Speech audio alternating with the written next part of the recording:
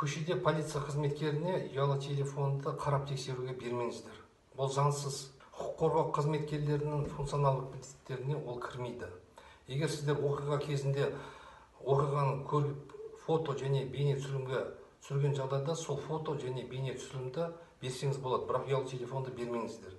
Бұл ұялы телефонда сіздің жеке деректеріңіз орналасқан. Яғни банктік қосымшалар, банктік аударымдар, банктік есеп счеттарыңыз, ресми құжаттарыңыз және фото-видео материалдарыңыз. Ал фото-видео материалдарыңыз егер интернетке шығып кеткен жағдайда қоғамда сын көзбен талқылауға жатып кетуі мүмкін. Ұялы телефонды қарап тексеруге тек қана қылмыстық істі сотқа дейінгі тергеп тексеру барысында алуға рұқсат етілген.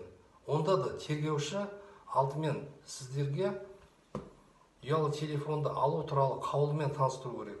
Ары қарай екі куәгердің қатысуымен және бейне құралды қолданып бейне жазба жазып толтыру керек. Осыдан кейін тергеу амалдары біткен соң назарға аударылатын жағдай ұялы телефоныңыз өшірілген жағдайда болсын, мынандай целлофаны пакетке немесе қағаз пакетке салынып, клейленіп, мөрде сіздің және екі куәгердің қолы болу керек. Сіздермен болған адвокат Болат Сейітов. Маған жазылуды ұмытпаңыздар.